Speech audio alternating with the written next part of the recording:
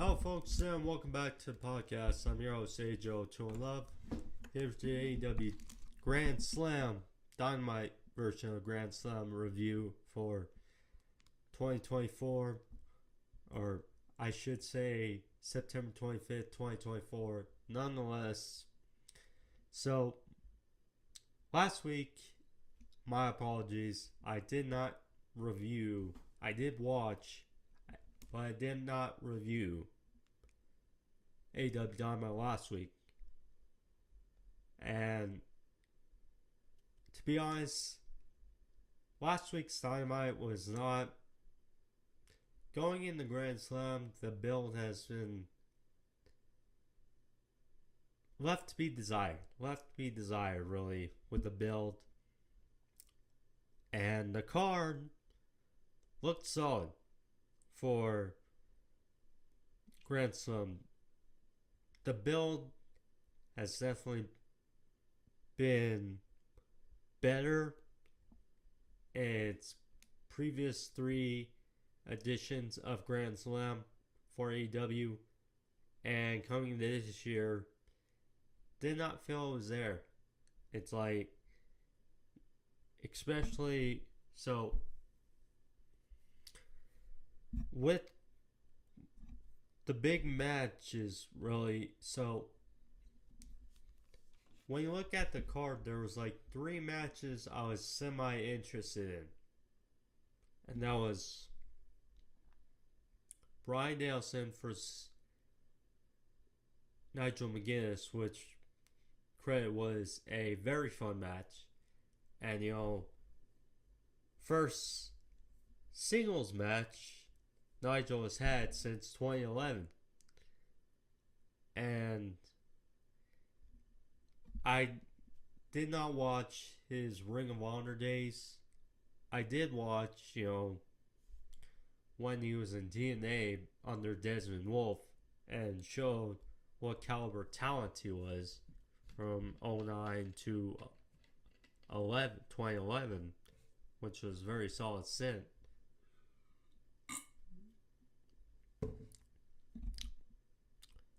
So,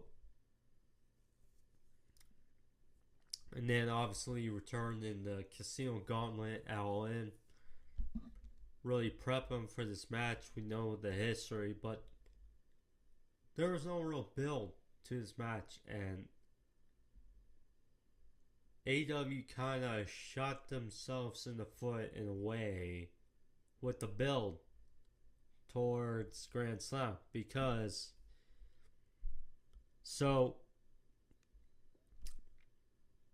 originally Darby Allin had a shot at Bryan Danielson's World Championship at Grand Slam on Wednesday night.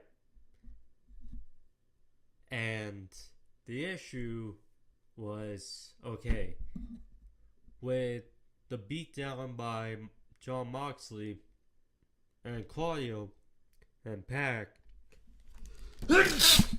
excuse me, with the beatdown by those three, Bryan's status was up in the air, and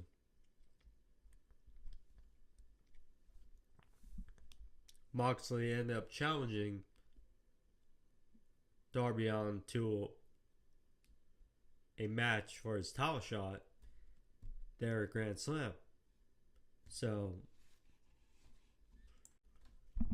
Darby, the fighting babyface, credit him, but he puts his title shot on the line, which he earned at Royal Rampage a number of weeks ago, in this match, in the main event, which credit was solid, but the fact that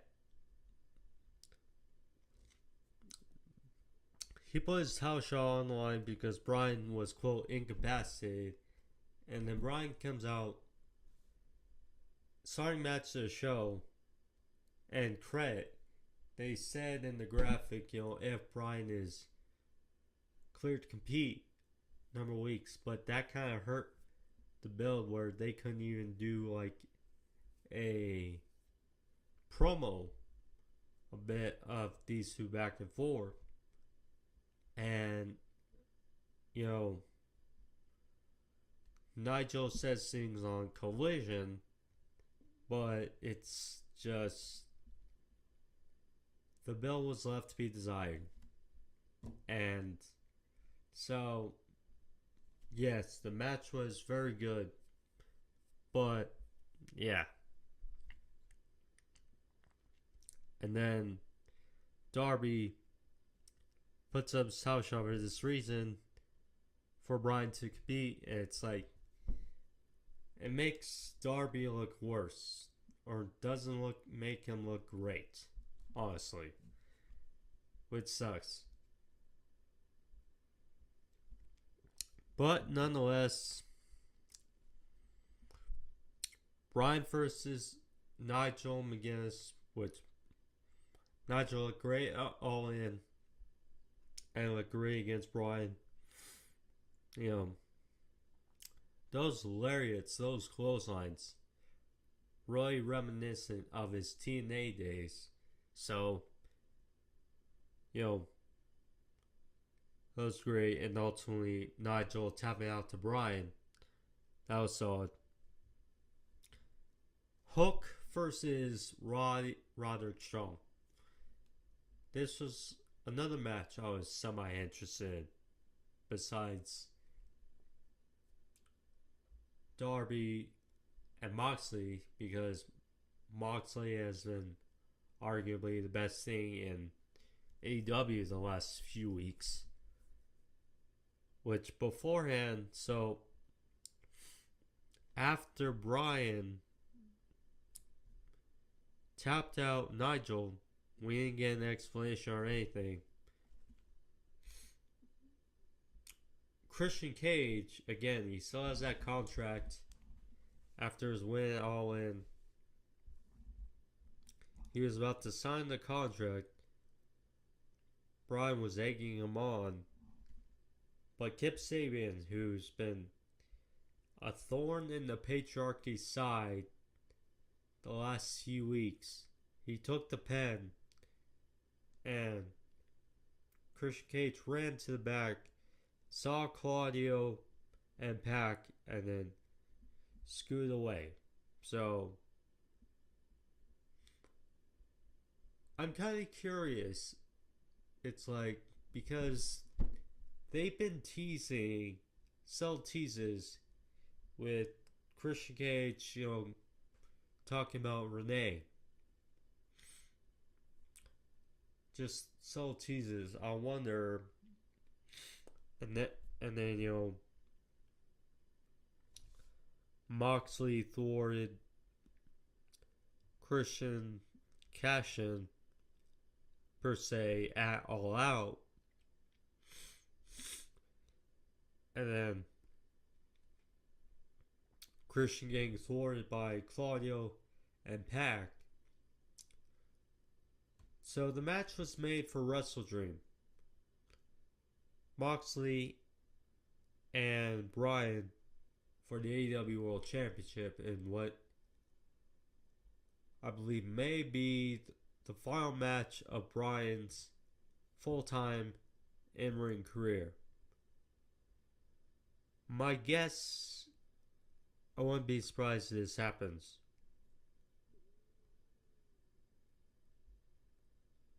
Moxley wins, and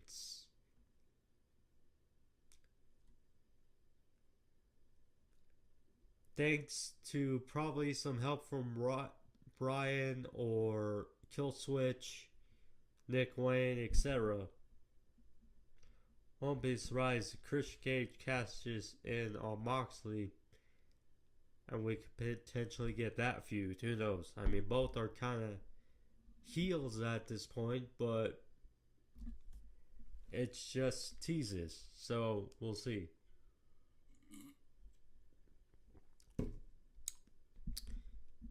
And then getting to Hook versus Roddy like I meant to. So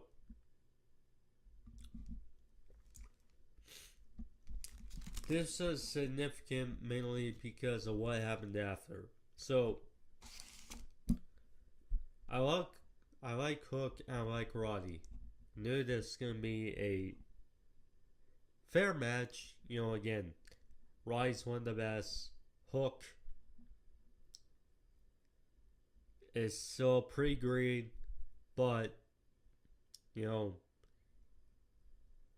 he's improving of sorts. The thing is, so they were in New York and Hook beat Roddy and great move. So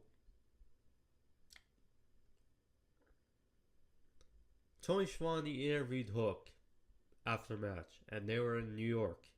And we know New York, Hook, Taz, bread and butter.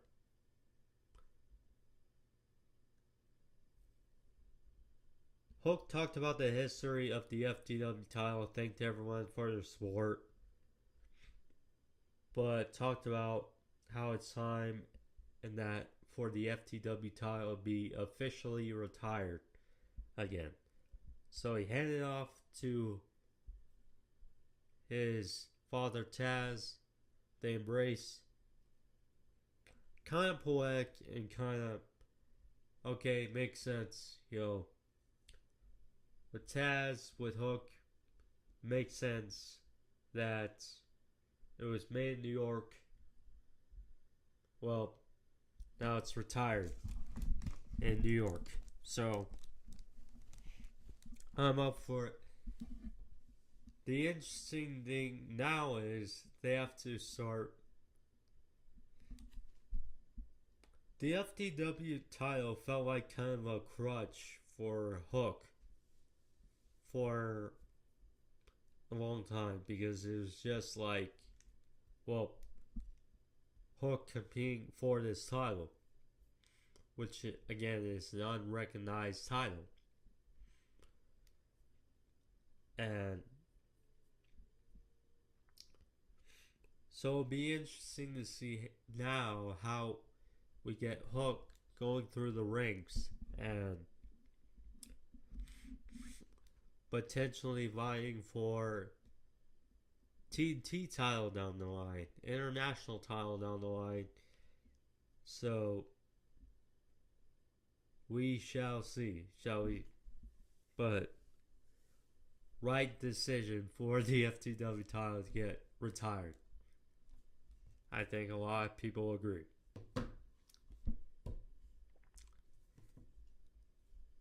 Then we had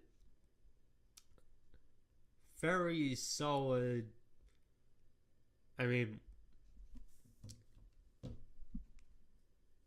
It's hard to put in words. Young Bucks versus Ospreay, Kyle Fletcher.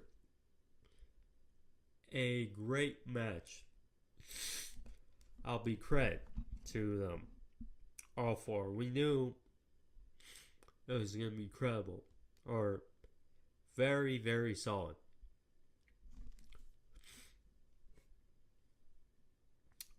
And now I wonder because Don Callis distracted the referee. And we know Don Callis is the ultimate heel.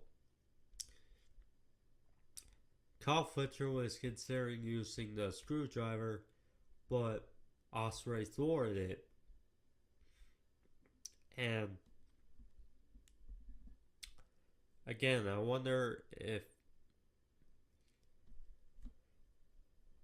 Ospreay tries to break Kyle Fletcher from the family. It's certainly interesting to consider. But, yeah. But Young Bucks used to advantage. They hit Ospreay with a belt shot while the ref was tending to Ospreay. Now the funny thing is about this, so Ospreay took a belt shot and then he was done for his match. Fletcher gets hit with a belt shot and then gets ruled up for a near fall. And that's what it was, a near fall. It's like, ay. But finally, with their finish, they took down Fletcher and retained the AEW World Tag Team Championships. It's like, they didn't defend the titles for months. And then all of a sudden, then we get to the surprise of the night. First Grand Slam, we have Bryan, Danielson, first match in AEW, first Kenny Omega. Then a couple years ago, you got Mariah debuting at Grand Slam. So now this year, okay, it's on the wraps of not a surprise, perhaps, or a debut. Well, a little unexpected, but at the same time not. So, Prince Nana, because Swerve we have not seen Swerve since All Out. You know, since that steel cage match for Sandman. He's been, filming a movie or something? So, Prince Nana was out there on stage to give an update. And then all of a sudden we hear this familiar voice. Different. And it was the one Montel Vontavious Porter, MVP. MVP, who, again, the rumblings about him and Bobby Lashley and Shawn Benjamin's exit releases from WWE, and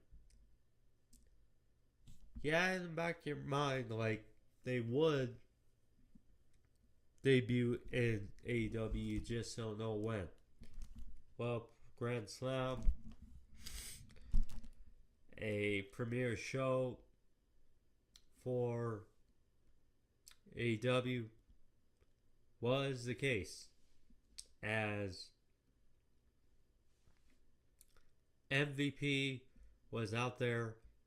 He talked to Nana, talked about history, talked about Swerve, but mentioned how what Hangman did to Swerve, he doesn't fault Swerve for that. He faults Nana for that. So he told Nana that when Swerve is healthy, be sure to pass on his details and say he's ready to talk business. So now another inkling is we saw Powerhouse Hobbs paying close attention to this segment. And he's a guy we have not seen in a while as well.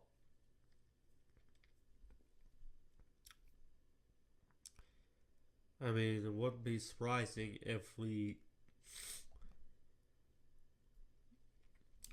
Hobbs already aligned with Don Callis. I think that was helpful. So I don't think they would do a sort of lateral move of sorts to put him with MVP. I think Bobby Lashley is going to be with the fold with MVP.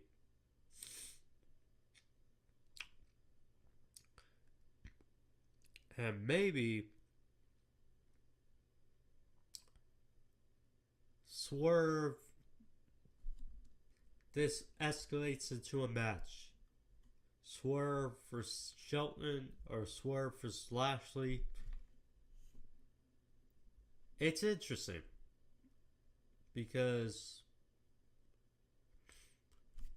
there's a few routes they could go because Swerve is not a babyface. His best role kind of as a good guy is a tweener. So we know he's a hell of a heel. So we shall see. I think certainly. But solid to see MVP, one of the best voices, best managers as of recent years for pro wrestling. Now he's on AEW television, which he probably feels so get a better shake than how the last few years went for him, Lashley, and company in WWE. We shall see. Mariah versus Yuka Sakazaki. Now, part of the reason why I opted not to review last week's Dynamite is because, well, simply, I think we can all agree that Mariah, her booking since winning the AEW World Women's Championship at All In against Toni Storm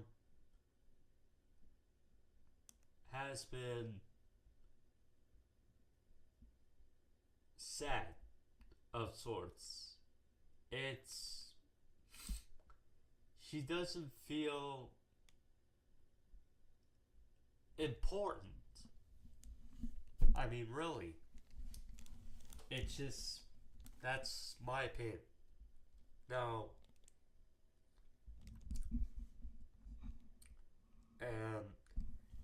it's like when she won the Owen Hart Cup for the women, beat up Toni Storm bloody, and beat up Luther. You know, it's like that was arguably the best hook AEW has done, at least this year. At the end of the Dynamite, you know, just the visual of Toni Storm bloody with the background of the trophies, and then you have the graphic of Mariah Toni Storm for Wembley.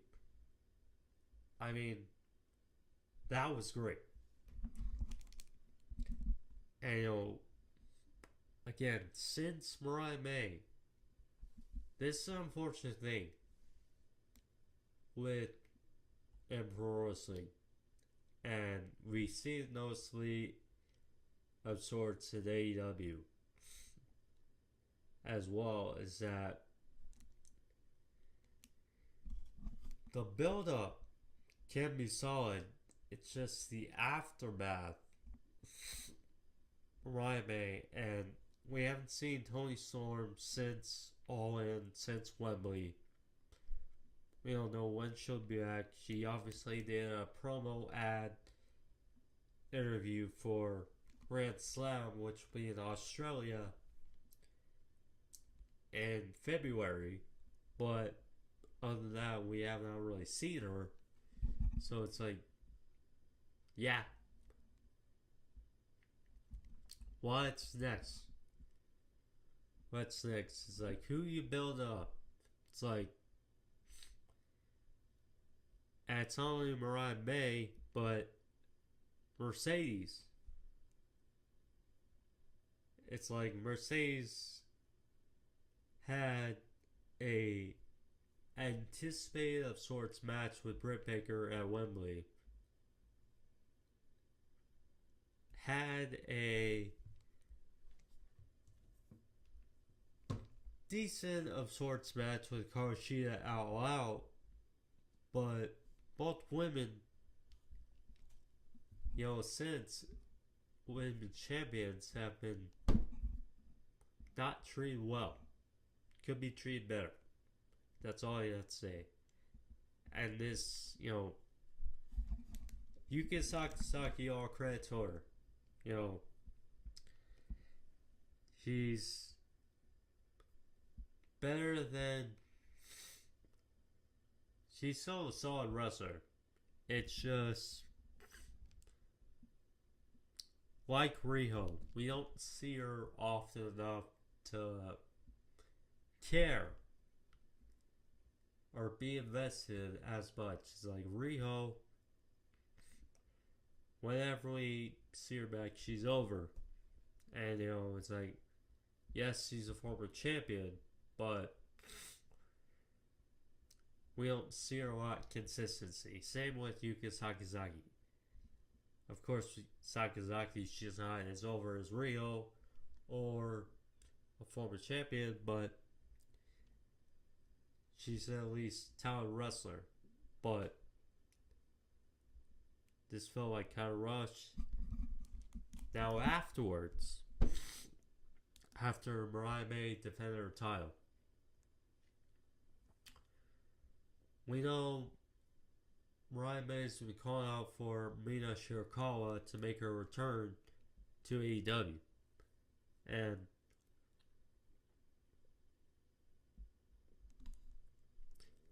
so Mariah was about to go for an attack, post-match attack on Sakazaki. And then Will Nightingale thwarted a further damage and confronted Mariah May. And we hear Mina's music hit, distracted Willow long enough to get an attack by Mariah May. Then Mina celebrated on the stage, and there was that. Mina looked conflicted because she provided a distraction, and there was that for Willow. Now, Willow's very credible. Obviously I believe the current CMLL Women's Champion still, or I think she might have lost that last weekend. Yeah. To Zeuxis. Yeah, I believe that's her name. So she lost the title. She's former, last year's Owen Hart Cup winner for the women, but she's lost 2 straight to Chris Statlander. Statlander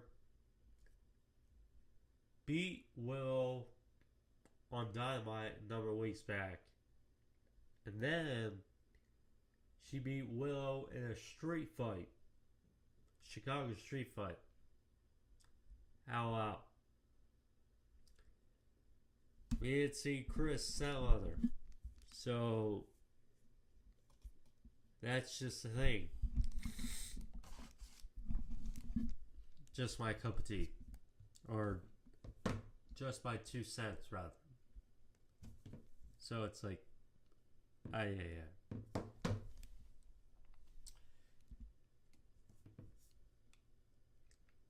On camera. So then the main event.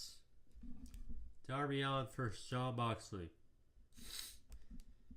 So match, and obviously the most intriguing part of the show, because the winner of this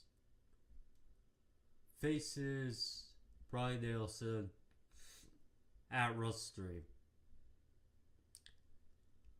So Moxley won with a avalanche Death Rider off the middle rope to defeat his foe Darby Allin. So Moxley's now the number one contender for Bryan Danielson. And they talked about Bryan, well, if he was cleared,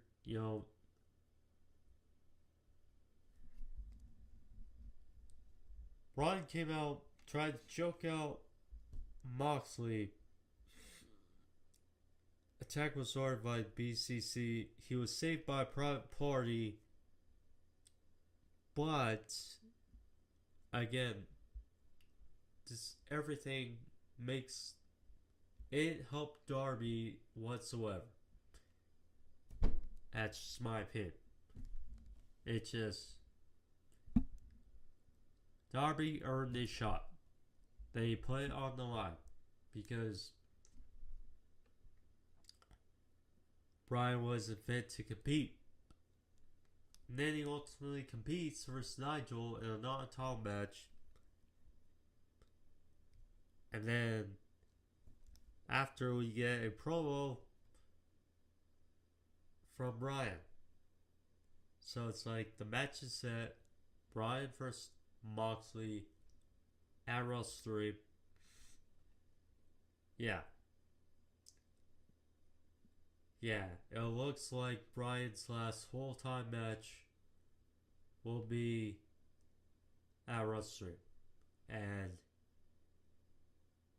it sucks, but hey, at least Bryan got a run with the AEW World Championship. That moment at Wembley is not one to forget. But yeah.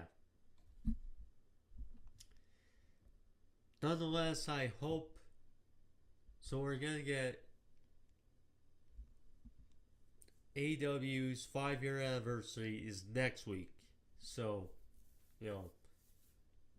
we have Ospreay versus Ricochet, but I'll definitely talk about their 5-year anniversary show, next week. And then hopefully, they're definitely going to do a better build for Grand Slam in Australia for February, especially if ESPN Australia is going to cover it. So, yeah. But nonetheless, this is my review for AEW Dynamite Grand Slam. Hope you guys enjoy it. Nonetheless, I'm Angel to Love. See you guys next time. We'll see. What's the date for Bad Blood? For WWE Bad Blood? I'm certainly gonna review that. New time.